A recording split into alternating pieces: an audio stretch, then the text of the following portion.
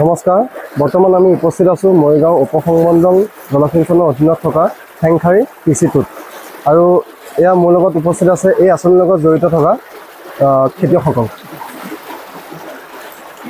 দাদা আপোনাৰ নামটো? মোৰ নাম নমস্কাৰ, মোৰ নাম হিৰাম পাত্ৰ। হয় হয় হয়। আপুনি কিমান মাটি খেতি কৰিছে?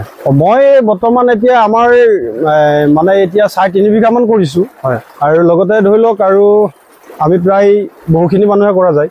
হয় আৰু কি কি খেতি কৰিছে? কি কি খেতি মানে অন্যান্য খেতি নাই, আমাৰ এইখিনিৰ ভিতৰত ধৰি লওক ধান খেতিটোৱে বেছি হয় আৰু মৰাপাট খেতিও কৰে যদিও তাৰমানে এই কেনেলটো অহাৰ পিছত ধৰি লওক আমাৰ তেনেকুৱা মৰাপাট খেতিটো নাই আৰু। হয় হয় হয়। কাৰণ চৰকাৰে যেতিয়া ধানটো আমাৰ যেতিয়া দামটো বঢ়াই দিলে আৰু ধান খেতিতে আৰু বেছি উপকৃত হিচাপে আমাৰ ধৰি লওক ৰাইজে উপকৃত হৈছে এইটো লাগিছে।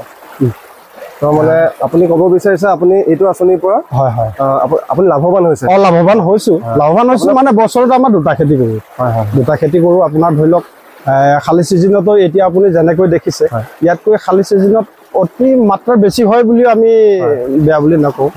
কাৰণ তেখেতলোকৰ আমাৰ যিবিলাক নেকি অপাৰেটৰবিলাক আহে ডিউটিত, তেখেতলোকে সময়মতে আহে আৰু সময়মতে আমাৰ পানী যোগানখিনি দিয়াৰ কাৰণে খেতি বাতি আমাৰ উপকৃত হৈছে বুলি আমি ভাবোঁ দেই।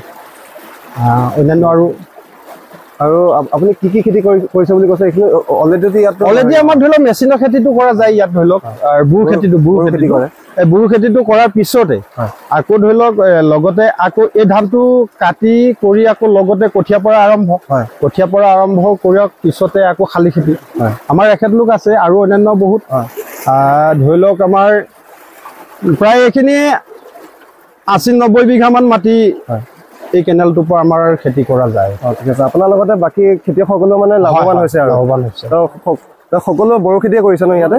হয় হয় ঠিক আছে, ঠিক আছে, ধন্যবাদ।